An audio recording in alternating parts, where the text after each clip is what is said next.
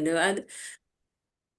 मैं एक चीज आप लोगों को थोड़ा सा शायद बताना भूल गई हूँ, और उस चीज को मुझे अभी याद आया है तो मैं बता ही देती हूँ, या बता चुकी हूँ भी तो फिर उसको दोहराई दे रही हूँ।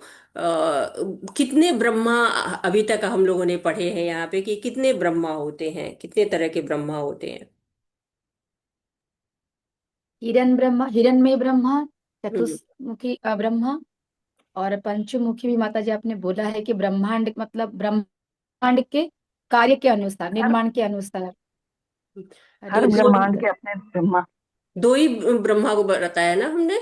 एक ये आदि ब्रह्मा और हिरण्यगर्भ ब्रह्मा, और एक ये जो चतुर्मुखी ब्रह्मा, दो की चतुष्कोण। बात हुई है ना। जी जी जी माता जी। हम्म। तो मतलब आदि ब्रह्मा और चतुर्भुज ब्रह्मा एक ही है ना? नहीं माता जी, यही तो मैंने कई बार बताया इस चीज को कि जो कर्णोदक्षाई विष्णु हैं, इनके लेफ्ट साइड से विष्णु जी आते हैं, गर्भोदक्षाई विष्णु आते हैं। और राइट साइड हाँ। से इनके जो है वो हिरण्य गर्भ ब्रह्मा, जो हिरण्य गर्भ ब्रह्मा आते हैं, आदि ब्रह्मा जिनको कहा जाता है, तो वो आते हैं। और ये ब्रह्मा जी यहीं पर रहते हैं, यहाँ पर ये इनके जो है वो ये जो ब्रह्मा है ये उन्हीं का रूप लेके, और उन्हीं का एक तरह से आप कह सकते हैं कि शक्ति लेके आते हैं। जैसे यहाँ पर ब्रह्मा जी जो रहेंगे वो इस ब्रह्मा जी को शक्ति देंगे, रूप देंगे। यहाँ पर जो 40 के करीब जो देवी देवता रहेंगे वो सब अपने अपने रूप और अपने अपने 40, मतलब गिन के टोटल नहीं है कि मतलब 40 ही रहेंगे, वो जो भगवान की तरफ से है। लमसम। हाँ, लमसम की बात हो रही है, तो वो 40 के करीब यहाँ देवी देवता रहते हैं कर्णोदक्षाय विष्णु के पास, जो अपना रूप और अपनी शक्तियां देते हैं, जो कि यहाँ स्वर्लोक में आते हैं। हम्म। यहाँ स्वर्लोक में रह के और सृष्टि की व्यवस्था करते हैं। और यहाँ पर हम लोगों ने जो है एक ब्रह्मा, ये देखिए चतुर्मुखी ब्रह्मा, इनके बारे में जैसे मैंने बताया है कि हर ब्रह्मांड के ब्रह्मा अलग अलग मुख वाले होते हैं। कहीं पे चार है, कहीं तीन, कहीं एक, कहीं दो, कहीं मतलब 21, कहीं जो भी जितनी जरूरत होती है। क्योंकि जितना ब्रह्मांड में जितना काम होगा उसके अनुसार बुद्धि तत्व है ना, बुद्धि दी जाती है ताकि वो सब कार्य कर सकें। तो इनको काम गायत्री दी जाती है, मंत्र दिया जाता है कि कामनाएं जिससे पूरी होती हैं, चाहे भौतिक हो चाहे आध्यात्मिक हो। इसीलिए कहते हैं कि ये जो मंत्र जिसको दिया जाता है वो जो आध्यात्मिक लोगों को दिया जाता है, ताकि भौतिक जिसमें इच्छा ना हो, नहीं तो वो उसका उद्देश्य ही बदल जाएगा। वो अब भौतिक कार्यों में लगा देगा उस मंत्र को पढ़ के, और उस मंत्र में इतनी शक्ति होती है कि वो जो भी आप चाहिए, गायत्री है ना, जो भी कामना आपकी हो, चाहे आध्यात्मिक हो चाहे जो भी हो, सब जो है वो आपको दे देती है। और एक चीज और भी है कि जो ये मंत्र होते हैं, जैसे हरि नाम जो मंत्र होता है जो हम लोग जपते हैं, हरि नाम मंत्र, तो मंत्रों में बड़ी शक्ति हो। वो मंत्र जो दिया था इनको सरस्वती जी ने दिया था, जो ब्रह्मा जी को, तो वो मंत्र में ऐसा था, महामंत्र में समाया था कि इसमें रूप गुण लीला धाम सब उस महामंत्र में समाया था। जब ब्रह्मा जी उस मंत्र को जपते हैं तो उनको रूप भी दिखने लगता है, उनको गुण भी याद आने लगते हैं, उनको लीला भी, उनको धाम भी। और जब धाम दिखता है तो वो क्या करते हैं, वो मतलब एक तरह से उन्होंने सिद्ध कर दिया है कि देखो, दिखता है, मैं देख रहा हूं, मैं बता रहा हूं। और पहले वो कहते चिंतामणि प्रकर सदमसु, तो वो देख रहे हैं कि भगवान का धाम कैसा है। और इसके बाद मैं थोड़ा सा और इसमें बताना चाहती कि जो ब्रह्मा जी थे वो तो इंजीनियर की तरह काम कर रहे हैं, और जितना भी नक्शा उक्शा है, जितना भी सब, वो सब आप उनको गर्भोदक्षाई विष्णु बता रहे हैं। और एक तरह से उन्होंने विराट रूप धारण किया है ना, ये विराट रूप धारण करके बता रहे हैं उनको कि देखो इस तरह से ये सब बनाना है, पेड़ भी होने चाहिए, ये भी होना चाहिए, सब पूरा एक तरह से उनको कॉन्सेप्ट जो दिया जाता है वो विराट रूप के द्वारा दिया जाता है। तो इसलिए कहते हैं कि ये जो गर्भोदक्षाई का जो विराट रूप है, इसको जब हम भगवत गीता में पढ़ चुके हैं कि ये काल्पनिक फॉर्म है और ये आध्यात्मिक जगत में नहीं जाता है, ये सब हम लोगों ने पढ़ा हुआ है भगवत गीता में। तो जो गर्भोदक्षाई का जो विराट रूप होता है उसको भी ब्रह्मा कहा जाता है। तो कहते हैं कि एक हिरण गर्भ ब्रह्मा जो आदि ब्रह्मा है, दूसरे जो चतुर्मुखी ब्रह्मा है, और तीसरे जो है वो विराट रूप ब्रह्मा है। तो ये इसीलिए एक तरह कहा भी जाता है कि सब कुछ भगवान से आया है। तो ब्रह्मा जी जो सृष्टि बनाते हैं उसको विसर्ग कहा जाता है, क्योंकि ब्रह्मा जी के पास न सामान है, न उसको बनाने की विधि है, न उसका बनाने का विजन है, न उसकी बुद्धि है, कुछ भी नहीं है। वो बस आके कहते हैं क्या करूँ, आ तो गया हूँ अब, इच्छा भी है, बनाऊं कैसे। इसीलिए कहा जाता है ना कि जीव इच्छा करता है और प्रकृति उसको सारे साधन प्रदान करती है, और भगवान अनुमति देते हैं। तो अब यहाँ पर अभी भौतिक प्रकृति तो है ही है, सारे साधन दे रही है उनको, सब चीज ऑप्शन प्रदान कर रही है कि लो, पेड़ बनाना है तो ये भी बना लो, ऐसे विराट रूप पूरा बता ही रहा है उनको सब। और भगवान की वो शक्ति वो भी है, भौतिक प्रकृति भी, तो वो भी सारा सामान उनको मिल रहा है। तो एक तरह से जो सर्ग होता है भगवान के द्वारा, और जो ब्रह्मा जी हैं वो उसको विसर्ग करते हैं। तो ये चीज मैं थोड़ा सा आपको बताना चाह रही थी। और एक चीज और इसमें ही भी आप लोग को बताएंगे कि जो जीव गोस्वामी हैं, वो कहते हैं, जो हम लोग पढ़ते हैं ना कि ये इसलिए बताना जरूरी है कि जो लोग भक्त नहीं होते हैं वो लोग इस सब पे बहुत कमेंट करते हैं कि तुम्हारे तो भगवान ऐसे, तुम्हारे तो देवी देवता ऐसे, बहुत कमेंट वो लोग करते रहते हैं। क्यों? क्योंकि उनको असलियत पता नहीं होती है। तो जीव गोस्वामी जी कहते हैं कि ये ब्रह्मा अलग हैं, जिन्होंने सृष्टि रची, ये ब्रह्मा नहीं है। ये जो है वो जिन्होंने भगवान के वेणु वादन से और सरस्वती माता से जो दीक्षा ली है, ये वो वाले ब्रह्मा नहीं है। जो ब्रह्मा हम सुनते हैं कि जो अपनी बेटी सरस्वती जी के पीछे भागे थे, वो नहीं। क्योंकि ब्रह्मा तो पद रहते हैं, या नाम भी बहुत से लोग रख लेते हैं। तो ये क्या है कि भ्रमित भी होते हैं, आखिर हैं तो जीव ही ना। जो ब्रह्मा भी हैं वो भी तो जीव ही हैं, तो भ्रमित होते, इंद्र भी जीव हैं, भ्रमित होते रहते हैं। और ये भ्रमित क्यों होते हैं, भगवान इनको दिखाते हैं, देखो ना, शुद्ध भक्त नहीं होगे ना तब तक भ्रमित ही होते रहोगे। तो इस भ्रमित रूप को हटाने के लिए कि नहीं, शुद्ध भक्ति करो, और शुद्ध भक्ति करके तुम शुद्ध भक्त बनो। तो ये ब्रह्मा जी हैं, इंद्र हैं, ये लोग बदलते रहते हैं। ये लोग ऐसा नहीं है कि ये लोग हमेशा परमानेंट रहते हैं, बदलते रहते हैं पद।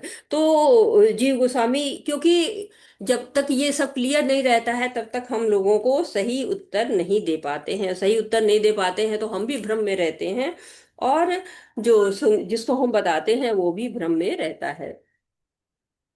तो स्वर्गलोक में एक ये भी चीज है कि सब मिश्र भक्ति वाले रहते हैं। कल हम लोगों ने बात की थी इसके पहले कि वहां पर मिश्र भक्त हैं जो स्वर्गलोक में स्थान पाए हैं, यानी कि वो अभी उनके अंदर भोग की लालसा है, आध्यात्मिक उन्नति चाहते हैं, नो डाउट, वो आध्यात्मिक उन्नति चाहते हैं, बहुत उच्च जीव हैं, लेकिन उनके अंतर्गत अभी भोग की इच्छा है, अभी पूरी तरह से शुद्ध भक्त नहीं हो पाए हैं।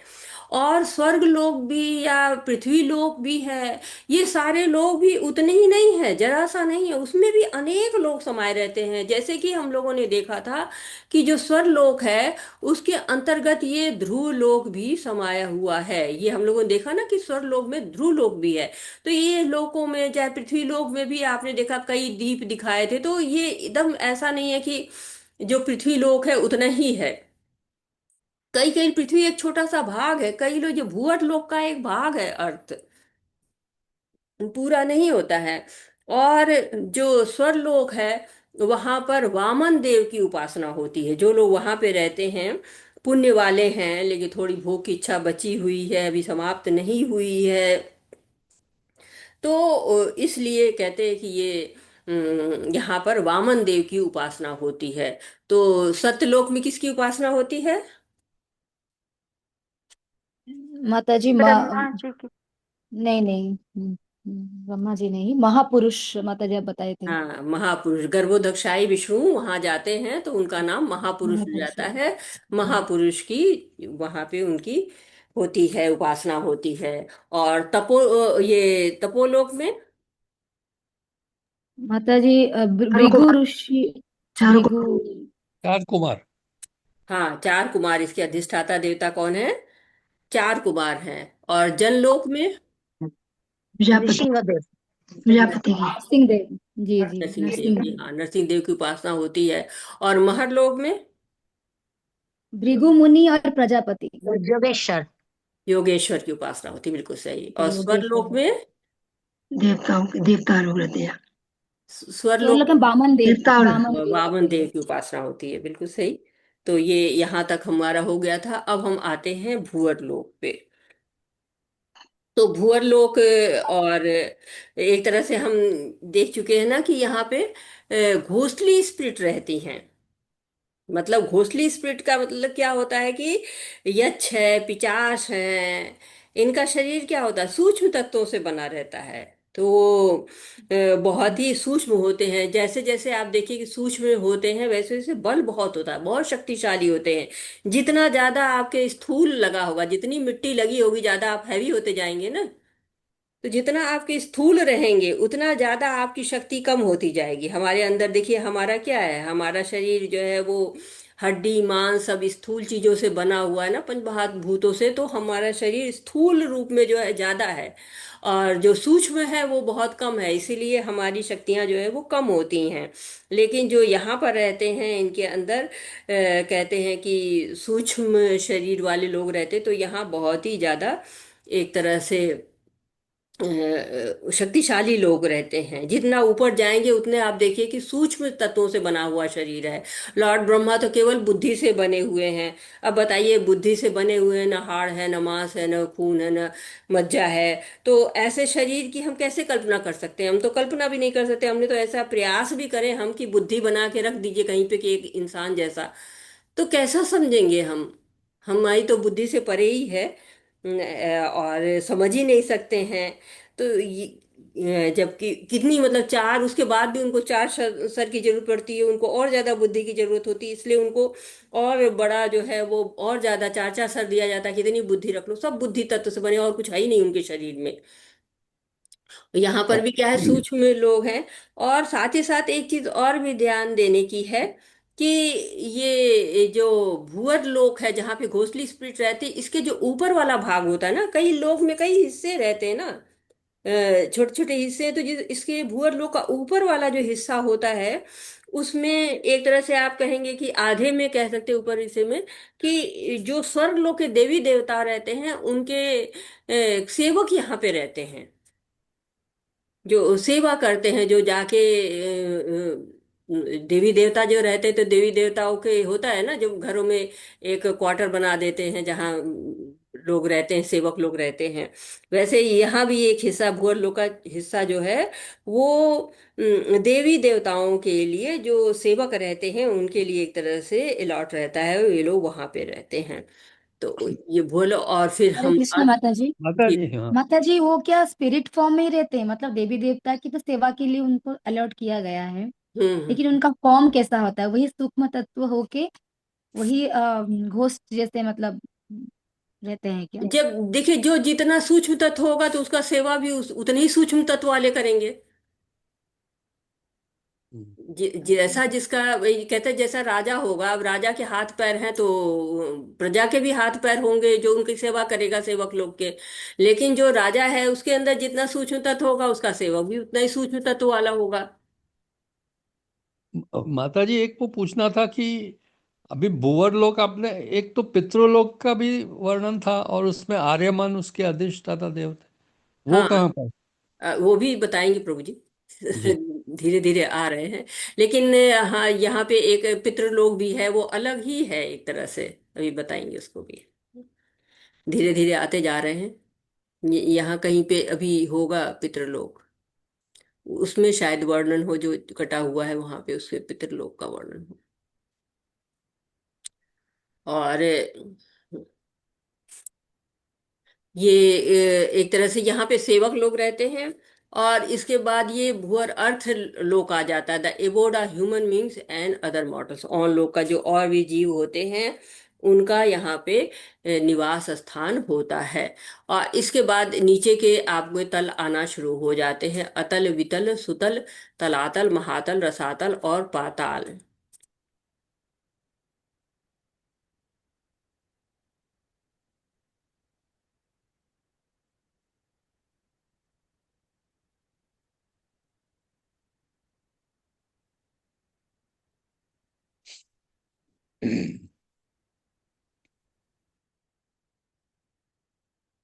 और कल हम लोगों ने यहाँ ध्रुव लोक को देखा था। ध्रुव लोक है, और ध्रुव लोक के जो है वो ये बताया कि वायु बंधन से ये सब बंधे हुए हैं, सारे वायु बंधन से सारा कुछ बंधा हुआ है, जितने नक्षत्र हैं जितने ग्रह हैं ये सब वायु बंधन से बंधे हुए हैं। तो पृथ्वी को हम लोग बाद में समझेंगे, इसमें काफी कुछ समझने के लिए है, इसको बाद में समझेंगे। पहले हम लोग नीचे के जो लोक होते हैं उनको समझने के लिए करते हैं कि अतल लोक कैसे होता है, कि अतल लोक किस तरह की इसकी बनावट होती है। और सब देखिए चिपके रहते हैं, सब एक दूसरे से चिपके हुए से रहते हैं सारे, ऐसे ही सारे लोक होते हैं। तो सबसे ऊपर जो है वो अतल लोक आता है। एक तरह से कहते हैं कि जो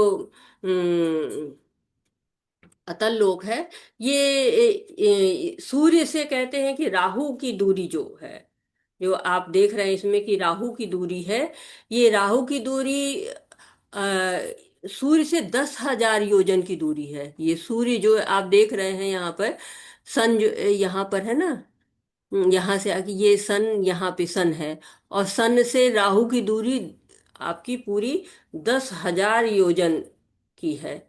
एक तरह से कहते हैं 80,000 मील दूरी पे है। और वो तारों की तरह से घूमता रहता है, घूमता रहता है। और ये जो आपको ये ग्रह है, राहु नाम का ग्रह है, इसके जो अधिष्ठाता देवता है वो सिंहिका जो है, वो असुर, बहुत ही खराब असुर था। और लेकिन वो मतलब जो पुत्र था वो बहुत खराब था, असुर तो था ही, साथ में वो अच्छा नहीं था, वह अपने स्वभाव से भी अच्छा नहीं था। और देवता का पद तो बिल्कुल ही उसको नहीं मिलना चाहिए था। लेकिन भगवान जो है जिस पर कृपा कर देते हैं उसको तो सब कुछ मिल जाता है, उसको तो रोका नहीं जा सकता है जब भगवान ही कृपा हो गई तो। और भागवतम में इसकी कहानियां हैं काफी, जो ये सिंहिका का पुत्र है इसकी कहानी है, जो असुर है। और सूर्य भी बहुत कहते हैं कि 10,000 योजन तक फैला हुआ है सूर्य भी। और जो चंद्रमा है वो 20,000 योजन तक फैला हुआ है। राहु जो है वो 30,000 योजन तक फैला हुआ है। और हम जैसे अमृत की बांटने की कथा होती है कि आते हैं राहु सूर्य और चंद्रमा के बीच में आकर कलह पैदा करने की कोशिश करते हैं। और फिर तो राहु सूर्य और चंद्रमा दोनों का क्या होता है, शत्रु बन जाता है, इसीलिए ग्रहण लगता है ना, जब उसको ढकने का प्रयास करता है ये राहु, तो फिर ग्रहण लग जाता है, ऐसा हम लोग पढ़ते हैं। ये आक्रमण देखा था हमने कि सूर्य और चंद्रमा के ऊपर जो है राहु का आक्रमण हो जाता है। भगवान विष्णु रक्षा के लिए सुदर्शन चक्र लगा देते हैं। तो सुदर्शन चक्र इसीलिए भगवान के भक्तों को बहुत प्रिय होता है कि जब जब कष्ट पड़ता है, जब जब वैष्णवों पे कष्ट पड़ता है, तब भगवान का सुदर्शन चक्र चलता है, चाहे वो दुर्वासा ऋषि पे हो चाहे राहु के ऊपर है। तो राहु डर जाता है, और राहु डर भग जाता है, इसीलिए कहते हैं कि इधर जो नीचे के जितने भी आपको लोग दिख रहे हैं वो सब सुदर्शन चक्र से बहुत डरते हैं। और इसी तरह से और भी लोक है, सिद्ध लोक है, चारण लोक है, विद्याधर लोक हैं, ये सब भी काफी दूरी पर स्थित रहते। कहते एक लोक के अंदर बहुत सारे लोक होते हैं ना, और ये सब जो रहते हैं इनमें यक्ष पिशाच भूत ये सब रहते हैं। और ये सब यहाँ से वहाँ घूमते रहते हैं चारों तरफ। और इनका वो है, कहते हैं कि ये जो इनकी दूरी इतनी तक कार्य करती है जहां तक पृथ्वी के ग्रह तक, इसके जो है वो मतलब जो ये राक्षस राक्षस लोग उड़ पाते हैं, ये लोग बहुत ज्यादा जो बड़े पक्षी होते हैं उनके इतना ही ऊपर उड़ पाते हैं, और इधर उधर नहीं जा पाते, देवताओं देवताओं के उधर तक नहीं जा पाते हैं। और नीचे आप जानते हैं कि 7 ग्रह है, अतल है, वितल है, सुतल है, तलातल है, महातल है, रसातल है, पाताल है, ये सब जो है वो स्थित रहते हैं। और इन जो 7 ग्रहों को बिल स्वर्ग कहा जाता है, मतलब भूमि में एक तरह से नीचे जो होता है बिल बनाया जाता है ना, तो इसी तरह से शायद इनका नाम यहाँ पे बिल स्वर्ग या बिल्व स्वर्ग भी लोग कहते हैं। और ये साधारण नहीं होते, ये बहुत सुंदर इनका होता है, काफी भोग विलास होता है, काफी जो है अच्छे अच्छे घर होते हैं। और ये लोग का पूरा गृहस्थ जीवन भी होता है, पूरी सारी मायाएं रहती हैं, और बहुत ही ज्यादा सुख वैभव इन जो है नीचे के जो तल होते हैं उनमें बहुत ज्यादा सुख रहता है। और कहते हैं कि ये मय दानव का बनाया हुआ है स्वर्ग। बिल स्वर्ग क्यों कहते हैं? क्योंकि मय दानव का जो था वो बहुत अच्छा सब बना लेता था, इसीलिए उसको मैदानों ने बहुत सुंदर सुंदर वहां पे सब बनाया हुआ है, सारा सिस्टम बहुत बनाया हुआ है। और भोग विलास बहुत ज्यादा चलता है स्वर्ग में। तो देखिए कभी कभी व्यवधान भी आ जाता है कि हाँ ये प्रॉब्लम आ गई तो स्वर्ग का सुख नहीं मिल रहा है, लेकिन यहाँ पर तो सुख की कमी ही नहीं रहती है।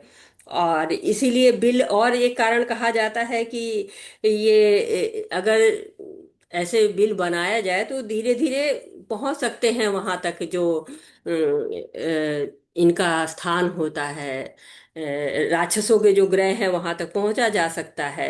लेकिन ये जब ये आके असुर बहुत ज्यादा चारों ओर परेशानियां मचा रहे थे, चारों तरफ उनका काफी उपद्रव जब आ रहा था, तो उस बिल को बंद कर दिया। भगवान ने जो है उसको बंद कर दिया। तो इसीलिए वहां पे आप उड़ीसा में कहते हैं कि विल्वेश्वर मंदिर है, वहां पर बिल बना दिया गया, और वहां पे एक तरह से शिव जी को गार्ड बना के रख दिया कि शिव जी वहां की वो करते हैं, क्या कहते हैं, गार्ड का काम करते हैं वहां पे। वो देखते हैं कि हाँ कोई ऊपर से नीचे या नीचे से ऊपर ना चला जाए, इसलिए उनको गार्ड का काम करते। तो कोई गया हुआ है बिल्वेश्वर मंदिर? किसी ने देखा हुआ है? माता जी मैं सुनी हूँ, और कोई गया होगा, मैं सुनी अच्छा, हूँ, गई सुनिए, नहीं कभी। गए नहीं है अभी तक? अच्छा अच्छा। जी माता जी, शायद वो अ, अ, साउथ उड़ीसा में है सर। जी, हरे कृष्ण। कहाँ पर है माता जी? उड़ीसा में है। उड़ीसा में है माता जी, शायद साउथ उड़ीसा में होगा। और वो जैसे आप बोल रहे हैं ना कि पाताल मतलब नीचे नीचे की तरफ ही है, मैं सुनी हूँ लेकिन कभी गई नहीं। अच्छा अच्छा, हाँ। और कोई गया हो तो बता सकता है, नहीं तो अभी जाइएगा आप लोग तो फिर जरूर देखिएगा कि कहाँ पे है ये क्या विष्णु नाम क्या बताया माता जी? बिल्वेश्वर। विल्वेश्वर मंदिर। बिल्वेश्वर। हम्म, अच्छा। बिल्वेश्वर मंदिर है।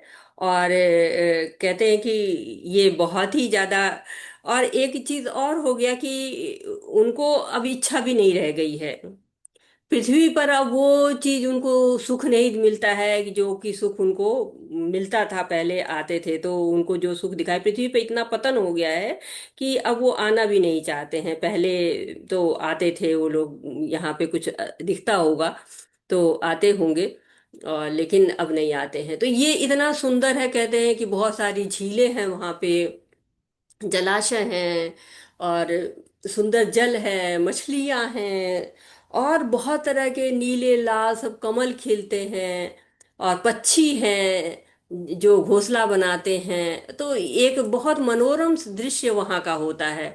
वैसे कहते हैं कि जो नीचे के ग्रह हैं उसमें रोशनी नहीं होती है, तो दिन रात भी नहीं होता है। और दिन रात नहीं होता है तो उनको ये भी सब भय नहीं रहता है कि अरे कहाँ रात हो गई, दिन हो गया, ये सब उनको जो इस तरह का भय नहीं होता। उनको केवल एक ही भय होता है कि सुदर्शन चक्र ना आ जाए, बस सुदर्शन चक्र से वो डरते हैं, इसके अलावा और किसी से वो नहीं डरते हैं।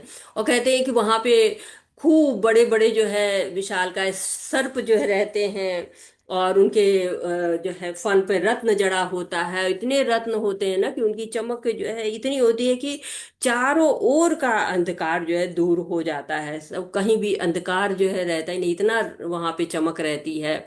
और बहुत सारी जड़ी बूटियां होती हैं, औषधियां होती हैं, तो उनको कोई चिंता भी नहीं रहती है, शरीर का कोई समस्या भी नहीं रहती है, कोई बीमारी भी नहीं होती है, न उनके बाल सफेद होते हैं, न उनको झुर्रियां पड़ती हैं, न उनको कमजोरी होती है, न उनकी चमक फीकी पड़ती है, न दुर्गंध आती है उनके पसीने से, न उनको मतलब थकान होता है, न मतलब जो सुख आप चाहते हैं वो सारे सुख वहां पे रहते हैं। बहुत शुभ जीवन वो लोग वहां व्यतीत रहते हैं। और मृत्यु का पता ही नहीं रहता है कि हाँ मृत्यु कब आएगी। भय तो उनको रहता है कि हाँ मृत्यु आएगी, लेकिन इतना सब होने के बाद वो इतना भोग में मस्त रहते हैं कि उनको ये सब रहता ही नहीं है कि हमको दूसरा जन्म लेना पड़ेगा। और ये नहीं समझ में आता ना कि ये स्थिति खत्म हो सकती है। उनको लगता है कि बस ये तो हम बहुत आसान से आराम से जाएगा। बस सुदर्शन चक्र की जो आभा दिखाई देती है वो बस उससे ही डरते रहते हैं, जो उनको उसका तेज रोशनी वगैरह दिखती रहती है। और कहते हैं कि जब सुदर्शन चक्र घूमता रहता है, जब उधर की तरफ जाता है उनकी तरफ से, तो इतना डर जाते हैं कि स्त्रियां मतलब गर्भपात तक हो जाता है, इतना वो डर जाते हैं। और कहते हैं कि वो वहां पे जो मैं दानव भी रहता है पहले, जैसे कि अतल है तो अतल में मैं दानव का जो पुत्र है वो बल रहता है। बल का नाम का जो राक्षस रहता है वो रहता है। और उसकी एक दो नहीं, उसके बाद 96 जो है वो शक्तियां रहती हैं। इतनी शक्तियां उसके पास हैं। कहते हैं कि वो उसने केवल जम्हाई ली तो 3 प्रकार की स्त्रियां आ गईं। कहते हैं कि स्वैनड़ी, कामिनी और पुंचली, 3 तरह की जो है वो स्त्रियां आ गई। ये मतलब उन स्त्रियों की अपनी अपनी विशेषताएं हैं, वो अलग ही तरह की विशेषताएं उनकी है। और ये वो जो मैं दानव का पुत्र बल है वो अपने आप को समझता है कि मैं ही भगवान हूँ, दूसरे की जरूरत ही नहीं। वो उस खुद को ही भगवान समझता रहता है, लोगों को यहाँ वहां जाता है, तंग करता रहता है। और असुर है तो असुर का ही काम करेगा, उसके अलावा और कोई काम तो करेगा नहीं। तो अतल ये काम करता रहता है। फिर बितल, बितल जो होता है वहां पे शंभु और पार्वती रहते हैं। कहते हैं कि जो भगवान शिव हैं वो स्वर्ण के स्वामी हैं, जो स्वर्ण की खानें होती हैं उनके स्वामी हैं, शिव जी रहते हैं वहां पर। और वहां पर पार्वती भी जी रहती हैं। वहां पार्वती नाम से नहीं रहती हैं, वहां पे वो भवानी के नाम से रहती हैं। भवानी के नाम से रहती हैं। और वहां पे हाटका नाम का सोना जो है उत्पन्न होता रहता है। और वहां पे जो लोग रहते हैं वो लोग खूब अपने खूब सोना ही सोना, सोने की खान में रहे, फिर तो जरूरत क्या है। और शिव को जो है कहते हैं ना कि भव, और जो उनकी पत्नी पार्वती होती है उनको कहते हैं भवानी। और कहते हैं कि उनके मिलन से ही जो है सोना उत्पन्न होता है। और इतना सोना उत्पन्न उसको कहते हैं कि जो ये लोगों ने बहुत प्रयास भी किया था उस तरह का सब सोच के, सब दिमाग तो लगता ही है आजकल के लोगों को, लेकिन वो प्रयास तो उन लोगों का विफल ही हो गया। और ये काफी जो है वो हाट का सोना बहुत अच्छा माना जाता था। और वहां पे और उन्होंने बना क्यों नहीं पाए, क्योंकि कहते कि उनको आया ही नहीं बनाना। बनाने के प्रयास तो बहुत किए थे। जो इंसान है उसको सोना तो बहुत ही प्रिय होता है, चाहे सोने को मिल जाए चाहे तो वो बहुत ही। उसके बाद बितल के नीचे जो ग्रह है उसका नाम सुतल कहा जाता है, सुतल नाम है। तो सुतल वो जो प्रहलाद महाराज थे उनके जो बेटे थे, उनके बेटे थे महाराजा विरोचन। और विरोचन के जो पुत्र थे उनका नाम था बलि महाराज। तो वो कहते हैं कि आज भी वहां पे रहते हैं। अगले जो हमारे इंद्र होंगे वो महाराज बलि होंगे, ऐसा उनको वरदान मिला हुआ है। तो मेरा प्रश्न है कि आज कौन से इंद्र है। मैं बता चुकी हूँ इसलिए पूछ रही हूँ। हरे कृष्ण। पुरोचन, पुरोचन ना माता जैसे बोले। नहीं, पुरोचन नहीं है। पुरोचन नहीं, नहीं। पुरंदर माता जी, पुरंदर। हाँ, पुरंदर, हाँ। पुरंदर है बिल्कुल। आज जो है जी। पुरंदर रहते हैं। और कहते कि मतलब जो बलि हैं तो बलि महाराज तो वैसे भी बहुत ही सुंदर मतलब बहुत ही क्या बोलेंगे, धर्मात्मा थे। इसीलिए उनको बहुत ही पूजते हैं लोग, धर्मात्मा के रूप में ही पूजा जाता है उनको। और वो कथा आप लोग जानते ही हैं कि वामन जो है, भगवान वामन बौने से आए थे, बन के बौने बन के आए थे। अदिति के पुत्र के रूप में जन्म लिया था वामन। और बलि महाराज को मांगते हैं कि हमको 3 पग जो है वो भूमि दे दो। तो 3 पग भूमि जो है, सोचा बलि महाराज ने कि अरे 3 पग भूमि कितनी होती है, कुछ और ज्यादा मांग लो। तो नहीं नहीं, मुझे तीन ही पग चाहिए। तो छोटा सा बच्चा है, जबकि उनके गुरु जो थे वो शुक्राचार्य जी, वो तो समझ गए कि यह इसमें कुछ ना कुछ गड़बड़ है, समझ गए, जान गए। तो वो लोग तो बहुत ही जानकार थे, तो उन्होंने मना किया बलि महाराज को। तो कहे नहीं, ये हम मैं कोई आया है तो मैं उसको मना नहीं करूंगा। बलि महाराज भी समझ गए, लेकिन उन्होंने गुरु की अवज्ञा भले की, लेकिन उन्होंने मान लिया कि ठीक है। और फिर बलि महाराज जो है वो सारी संपत्ति दे देते हैं, और भगवान ने एक पग से नाप दिया एक लोग, दूसरे पग से दूसरा लोग, कह रहे तीसरी जगह कहाँ रखूं पैर। तो भगवान के सामने समझ गए, और उन्होंने आत्मनिवेदन कर दिया, पूरा लेट गए कि अब बस मेरे को भी नाप दो, मैं भी आपका सेवक। और फिर भगवान प्रसन्न होते हैं, सारा राज लौटा देते हैं, और कहते इतना देते हैं, इतना देते हैं कि वो इंद्र से भी ज्यादा धनी हो जाते हैं। और फिर बलि महाराज से कहते हैं कि कुछ मांग लो। तो बलि महाराज कहते हैं कि आप हमेशा हमारे पास रहे। तो कहते हैं आज भी भगवान उनके यहाँ द्वारपाल बन के रहते हैं, द्वारपाल की तरह से रहते हैं। भगवान का एक अंश जो है वो उनके पास द्वारपाल बन के रहते हैं। तो इस तरह से नीचे के जो तल जल रहे हैं, बलि महाराज को तो जो कहते हैं कि अ, इतना उन्होंने दान किया था, और उस दान के बदले उनको कितना मिला। इसीलिए कहते हैं कि दान का बहुत महत्व होता है। दान अगर आपको देते हैं, इसलिए कहा कि चाहे आपका थोड़ा ही हो, थोड़े से में थोड़ा निकालना सीखना चाहिए। कि बहुत लोग कहते हैं हम अपने को नहीं हो रहा है, जब मेरे को हो जाए तब तो मैं किसी को दूं। तो कहते हैं नहीं, आपके पास हो या ना हो, लेकिन आप जो है वो जो आपके पास थोड़ा है उसमें से भी थोड़ा अगर आप देना शुरू कर देंगे तो आदत पड़ जाएगी। शेयरिंग इज केयरिंग कही जाती है ना, कि शेयरिंग एज केयरिंग। लेकिन शेयरिंग से ज्यादा दान का महत्व होता है। शेयर करने में तो आपको फिर भी आपकी आसक्ति, जब आप दान दे देते हैं तो आपकी उसमें से आसक्ति समाप्त हो जाती है, आप उसको त्याग रहे हैं।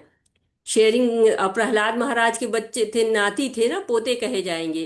तो मतलब प्रहलाद महाराज का जो पोता है, तो समझिए कि वो तो कितना ही अच्छे होंगे। कहते हैं ना कि तीनों लोक के स्वामी जो है उन पे दयालु हो जाते हैं, और गदा लेके उनके यहाँ खड़े रहते हैं। और ये 8वें स्कंध में आप लोग इसका वर्णन पढ़ेंगे, जब कैसे भगवान उनकी करते हैं, मतलब रखवाली करते हैं। फिर सुतल नाम के नीचे जो ग्रह आता है उसका नाम होता है तलातल। तलातल। तो मैं दानव नाम के राक्षस का वो घर होता है। मैं दानव को आप जानते हैं कि बड़ा मायावी था, बड़ा जादू टोना और सब उसको आता था। तो जो त्रिपुरारी जी हैं, वो भगवान के त्रिपुरारी लीला जो कही जाती है ना, त्रिपुरारी शिव जी को एक नाम त्रिपुरारी भी होता है।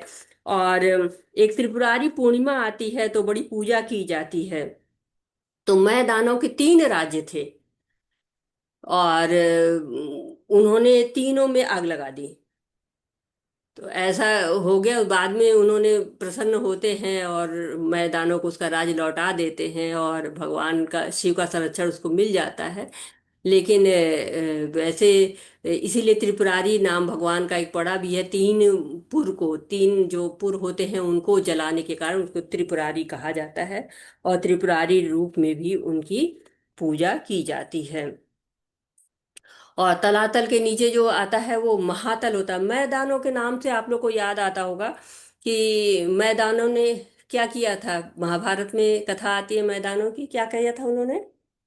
जी माता जी, उन्होंने रचना की थी, मतलब उनके जो महल था, युधिष्ठिर महाराज जब सोच रहे थे कि उनका महल कैसा होगा, कि इंद्र के सभा जैसा या फिर यमराज जैसे, तो फिर मय दानव का नाम भगवान बोले थे, नारद मुनि आके बोले थे हम्म। कि आप मय दानव से ही सहायता ले। और उससे पहले उन्होंने युद्ध किया था, वो जंगल में कुछ आग लगी थी, तो मय दानव की रक्षा की थी हम्म। अर्जुन ने।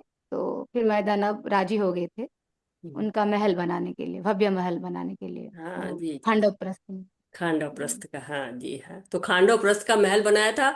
और इतना सुंदर महल बनाया था कि दुर्योधन उसको देखते ही मोहित हो जाता है, कि बस अब ये तो मुझे चाहिए ही चाहिए। दुर्योधन की काफी वहां पे अपमान भी हुआ था। वैसे तो कहते हैं लोग कि द्रौपदी हंसी थी, दिखाते हैं ना, जो धारावाहिक वगैरह होते हैं उसमें दिखाते हैं कि द्रौपदी हंस गई और बोलती है कि अंधे का पुत्र अंधा। लेकिन अगर आप महाभारत पढ़िए तो ऐसा कुछ भी नहीं था। वो हंसता कौन है? भीम हंसते हैं। और भीम हंसते हैं, उनके साथ जब भीम हंसने लगते हैं तो उनके साथ जो सेवक वगैरह रहते हैं वो भी हंस पड़ते हैं। और द्रौपदी कहीं भी वहां पे हंसी नहीं थी। लेकिन जनरली इसके पीछे बहुत सारी कथाएं लोग कहते हैं, ये वो कैसी कैसी बातें बनाते हैं, लेकिन एक्चुअली महाभारत पढ़िए तो वहां पे ऐसी कोई कथा नहीं है। लेकिन दुर्योधन बहुत मोहित हो गया था, और दुर्योधन मोहित हुआ था और फिर उसने द्यूत क्रीड़ा का प्रोग्राम बनाया था। और तलातल के नीचे जो स्थित स्थित है महातल है। और महातल में यहाँ पे कद्रु के वंशज रहते हैं। कद्रु के वंशज जो है वो बहुत सारे फन उनके नागों के होते हैं, किसी के एक, किसी के पांच, किसी के 100, किसी के 1000। मतलब बहुत सारे फन वाले वहां पे नाग रहते हैं। जैसे कि आप तक्षक नाग सुना होगा आपने। कहाँ सुना है तक्षक नाग के बारे में? परीक्षित महाराज माता जी को जो परीक्षित महाराज के हाँ, दंशान परीक्षित थे, महाराज का तक्षक था। नाग के परीक्षित दंशन थे। महाराज के तक्षक नाग था। और आपने कालिया नाग के बारे में भी सुना होगा। भगवान की लीला में भगवान दसवें वो की तो संवत लीला कृष्ण में। भगवान के, हाँ, लीला में। हाँ, लीला में रहते हैं। तो ये सारे नाग यहीं पे रहते हैं। तक्षक है, कालिया है, सुषेण है, कुहुक है, ये सब नाग जो है वहीं पर रहते हैं। और ये जो महातल में जो रहते हैं जितने नाग ना, उनको एक ही का भय रहता है, भगवान विष्णु का। और भगवान विष्णु का क्यों भय रहता है? क्योंकि भगवान विष्णु आते हैं तो गरुड़ पे चढ़ के आते हैं। और गरुड़ पे चढ़ के आते हैं तो इसलिए वो बहुत डरते हैं कि गरुड़ तो खा जाते हैं ना नाग को। हाँ, खाते हैं। तो सांपों इसलिए, को खा जाते हैं। हाँ, नागों को खा जाते हैं, इसलिए बहुत डरते हैं वो लोग नाग। और वो नाग भी साधारण नाग नहीं होते हैं। वो नाग इतने सुंदर सुंदर होते हैं, हमारे मड़ियां लगी होती हैं, इतनी मड़ियां लगी होती हैं कि वो चमकता रहता है चारों ओर, बिल्कुल चमक सी रहती, प्रकाश रहता है। और कहते हैं कि वो प्रकाश जो ऐसा होता है जो नीचे पाताल लोक में तो जाता ही है, वो ऊपर जो है अतल तक उसकी महिमा रहती है। इतने ज्यादा उसमें रहते हैं, मणि में चमक रहती है। ये बहुत जो है प्रकाशित रहता है चारों ओर जो नाग होते हैं। और कद्रु और बनिता के पुत्र गरुण हैं। और कद्रु और बनिता की आप लोगों ने कथा सुनी होगी कि वो एक छल करके जो कद्रु होती है वो गरुण जी के जो माता बनिता होती हैं उनको सेविका बना लेती है। कहती है कि वो दोनों लोग बैठी बातें करती रहती हैं। हरे कृष्णा।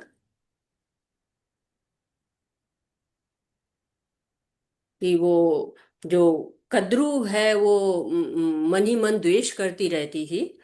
और कद्रू के जो बेटे थे वो नाग थे, और वनिता जो के पुत्र जो है गरुड़ रहते हैं। और वो द्वेष करती रहती है तो इंद्र जाते रहते हैं। इंद्र का जो घोड़ा होता है ना, सफेद घोड़ा जो समुद्र मंथन में निकला था, क्या नाम था उसका?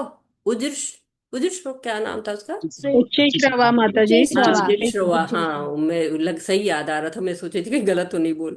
तो इंद्र का जो सफेद घोड़ा था उस पर चढ़ के इंद्र जो है घूम रहे थे, अपना चारों ओर घूम रहे थे। तो कहती है कि ये घोड़ा तो सफेद है लेकिन इसकी पूंछ काली है। तो वनिता कहते हैं कि नहीं, ऐसा नहीं है, पूंछ भी इसकी सफेद है। कहती चलो शर्त लगाते हैं, और अगर उसकी पूंछ काली होती है तो तुम मेरी वो हो जाओगी, सेविका हो जाओगी, दासी हो जाओगी। अब शर्त लग जाती है। वो तो पहले से तैयार थी, वो सारे अपने नागों को कहती है जाके उस घोड़े के पूंछ में लिपट जाओ, दिखना नहीं चाहिए, जरा भी सफेदी नहीं दिखनी चाहिए। अब जब वो इंद्र लौट के आते हैं उसी रास्ते से तो वो सारे सांप लिपटे हुए हैं, उसकी पूंछ काली दिख रही है घोड़े की। तो कहती है देखो तुम अब पराजित हो गई, अब तुम मेरी दासी हो गई। तो वो अब हो गई, वनिता दासी हो गई। अब बहुत दुखी रहते थे ये लोग, सब लोग। तो गरुड़ जी जब बड़े होते हैं तो कहते हैं कि ऐसा है कि तुमको क्या चाहिए जो मेरी माँ को दासत्व से छुड़ा, मतलब मुक्ति मिल जाएगी।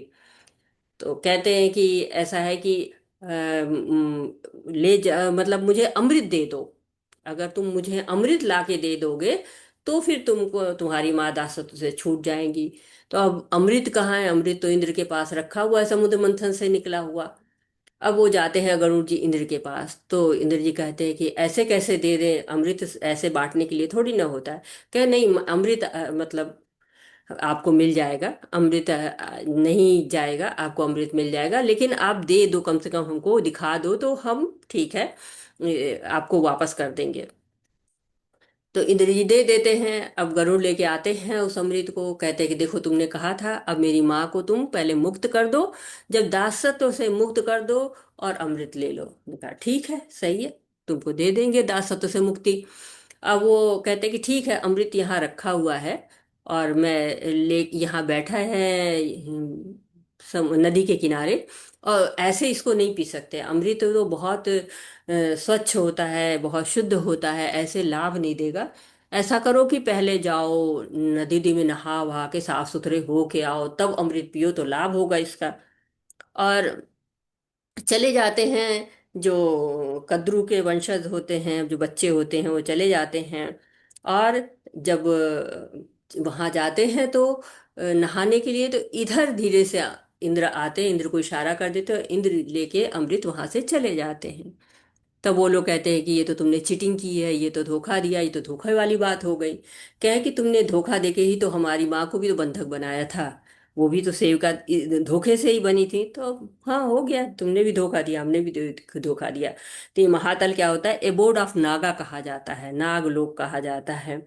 तो ये वहां पे ये सारे नाग लोग रहते हैं। फिर महातल के नीचे रसातल है। रसातल में दिति और दनु के पुत्रों का जो है वो निवास है। दिति के जितने भी पुत्र हैं वो तो वैसे ही दैत्य हैं, दनु के भी जो है राक्षसी पुत्र हैं, और ये वहां पे ये सब रहते हैं, और ये देवताओं के शत्रु होते हैं। और रहते कैसे हैं कि सर्प के समान बिल में रहते हैं। ये सब बहुत शक्तिशाली होते हैं, बड़े क्रूर होते हैं, बड़े घमंडी होते हैं। और लेकिन बस वही सुदर्शन चक्र से ये भी डरते हैं, और कहते हैं कि ये एक श्राप जो है वो इंद्र की एक दूत है शर्मा, वो जो है वो श्राप बोलती रहती है। और उससे भी ये जो महातल के ये राक्षस हैं, ये एक तरह से बिल में रहते हैं, तो सर्प के बिल में रहते, सर्प के समान ही रहते हैं ये भी। और इसीलिए जो वो इंद्र की दूत जो है वो श्राप एक बोलती रहती, कोई मंत्र मंत्र होगा जो श्राप मंत्र वो बोलती रहती है। तो ये जो इंद्र से बहुत ही डरते रहते हैं सब, ये जो राक्षस होते हैं इंद्र से बहुत ज्यादा भयभीत रहते हैं, क्योंकि कहते हैं कि एक बार इंद्र के बीच में और इंद्र राक्षसों के बीच में बहुत ही ज्यादा भयंकर युद्ध हुआ था। और तब ये लोग उससे शर्मा से मिलते हैं, और वो उसी मंत्र के द्वारा ही हुआ था। तो इतना डरते हैं, उस मंत्र से डरते हैं और इंद्र से डरते हैं। ये लोग रसातल में रहते हैं, रसातल नाम का जो ग्रह है वहां पर रहते हैं। और रसातल के नीचे एक जो ग्रह है पाताल, उसको भी नाग लोग कहा जाता है। वहां भी बड़े जो है नाग निवास करते हैं। कहते हैं कि नाग लोग के स्वामी भी वहां रहते हैं, नाग भी वहां पे रहते हैं, राक्षसी सर्प भी वहां पे रहते हैं, और इनके बड़े बड़े फन रहते हैं, बड़े रत्नों से सुशोभित रहते हैं। और इनके जो शोभित फन हैं वो सारे विश्व स्वर्ग तक को प्रकाशित करते रहते हैं। कहते भूमिगत स्वर्ग कहा जाता है इनको। तो ये बहुत ही स्पेशल जो है ये है। और सारे ग्रह बहुत ही सुंदर हैं। कहते हैं कि ये जो ग्रह होते हैं, ये अतल वितल सुतल, ये सब नीचे के अधोलोक कहे जाते हैं। और साथ ही साथ इनमें कहते हैं कि पाताल ग्रह के नीचे बहुत नीचे 240,000 मील पे नीचे भगवान का जो है वो एक और अवतार रहते हैं। और उनको क्या कहते हैं? अनंत कहते हैं। अनंत जो भगवान संकर्षण के नाम से जाने जाते हैं। और ऐसे बहुत, अभी ये नहीं है कि हाँ नीचे हमने सारे उसको देख लिया तो सब समाप्त हो गया, नहीं, बहुत अभी नीचे भी का जो सृष्टि होती है बड़ी विशाल होती रहती है। और इसके बारे में हम लोग फिर और आगे पढ़ेंगे कभी। अभी हम लोग आते हैं अपने मूल जो है जगह पे, जहाँ पे हम हाथियों को देखते हैं, सबको देखते हैं कि क्या कर रहे हैं ये लोग। माता जी एक बार गदरू के बारे में थोड़ा सा बता दीजिए। माता जी। जी यहाँ पे जरा जन्म मृत्यु जरा व्याधि होती है क्या? हाँ जी माता जी, जन्म मृत्यु है। जरा व्याधि का तो क्योंकि उल्लेख माता अभी जी नहीं उनको तो मैंने कुछ देखा। मतलब सुख सुविधा भगवान ने दिया है, मणियां दी है, मतलब दिन रात वहां पे नहीं होता, हम्म। और उनका मतलब शरीर भी स्वस्थ रहता है जैसे आप बताए। तो हम्म। जन्म मृत्यु जरा व्याधि रहती है माता जी उनमें यहाँ पे? नहीं, जरा व्याधि नहीं पढ़ा मैंने कहीं, लेकिन जन्म मृत्यु होती है। अच्छा। जरा क्योंकि ये लोग इतने स्वस्थ है, इतने हमेशा झुर्रियां पड़ती नहीं है, तो पता नहीं जरा आती है कि नहीं इन लोग पे। और काल का पता भी नहीं, लेकिन मृत्यु होती है, मृत्यु होती है तो जन्म भी होता है, जन्म होगा तभी मृत्यु होगी। तो इसलिए मृत्यु का भय नहीं, हम जो है पढ़ते हैं कि मृत्यु का भय रहता है इन लोग को। जैसे कि आप जितने भी नाग देखिए, वो डरते हैं ना गरुड़ से, क्यों? मृत्यु के भय से तो डरते हैं। जी। हाँ, तो मृत्यु तो है यहाँ पे। मृत्यु है तो जन्म भी है।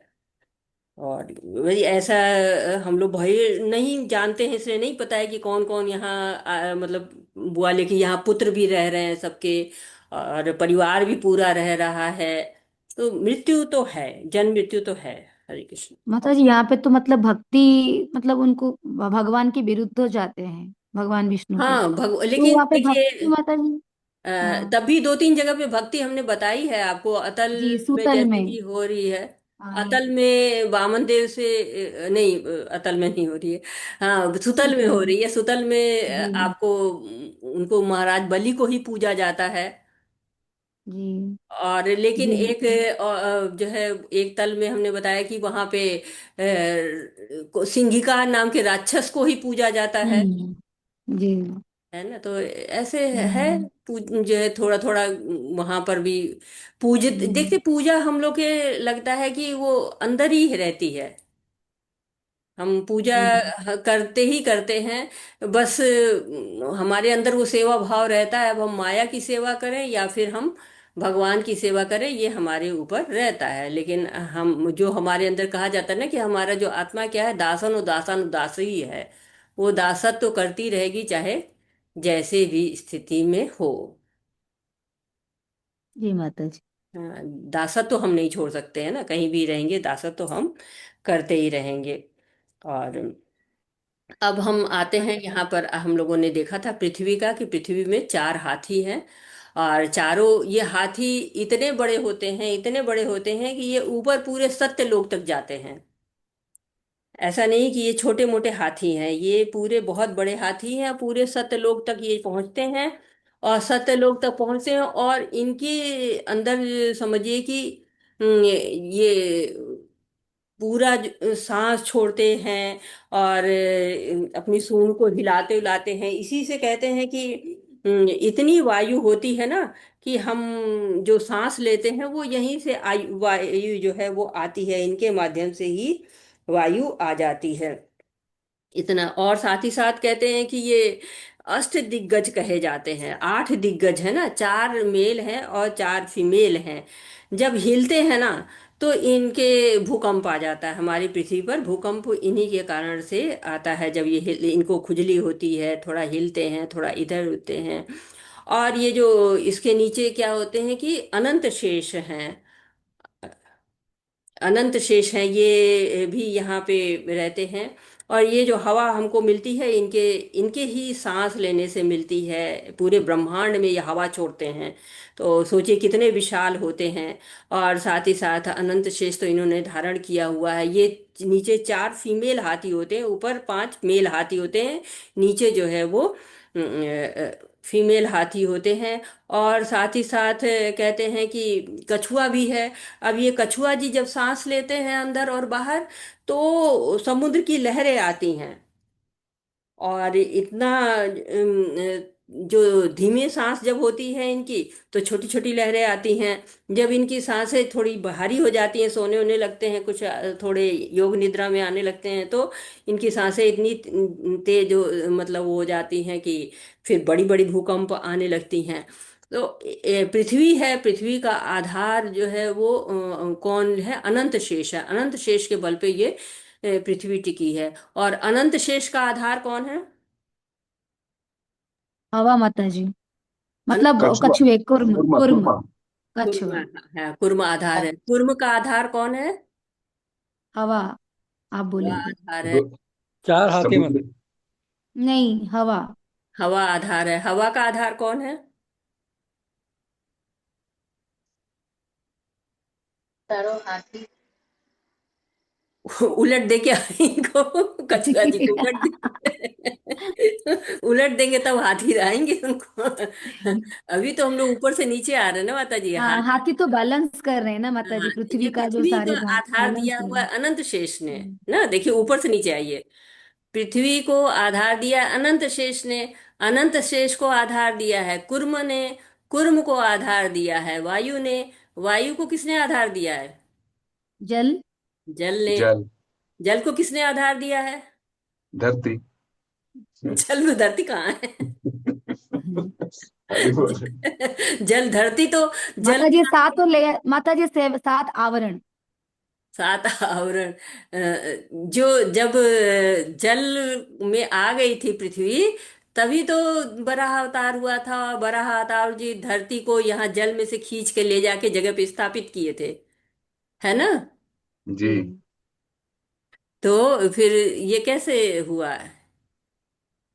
माता जी वो हिरण्याक्ष लेके गया था ना पूरा, हाँ, हिरणाक्ष जो है पाताल के धरती को नीचे। लेके हाँ, गया था ना। हम्म। नीचे, हाँ जी। तो समुंदर के नीचे धरती है फिर माता जी, समुद्र के मतलब नीचे धरती है। लैंड। समुद्र में से धरती निकाल को ले गए थे बराह अवतार। जी धरती हाँ। को छोड़ के नहीं आए थे वहां पे। धरती को निकाल लाए थे। धरती को लेकिन पानी निकाल कर फेंक लाके दिए। यहाँ पे स्थापित किया था उन्होंने। 1 करोड़ का क्वेश्चन है माता जी। 1 करोड़ का क्वेश्चन नहीं है ये। करोड़ एकदम बिल्कुल दिल का क्वेश्चन है, बस आप लोग थोड़ा सा सात ज्यादा करोड़ सोच रहे हैं। हाँ, आपको क्या रटना है? मतलब फिर दो ही चीजें बचती है ना, सुगंध और क्या नाम है, आकाश ध्वनि। वही तो कह रहे हैं, आप लोग ज्यादा दिमाग ले रहे हैं। आपको किसकी शरण लेनी है? भगवान श्री कृष्ण। भगवान भगवान श्री विष्णु जन्मा के। से तो बस। जन्मा से बोल में गया। वो जल किसका है? गर्भोधक विष्णु का है ना। ओ। हम्म। तो गर्भोधक विष्णु की शरण लीजिए। हरे कृष्णा कृष्ण कृष्णा हरे हरे।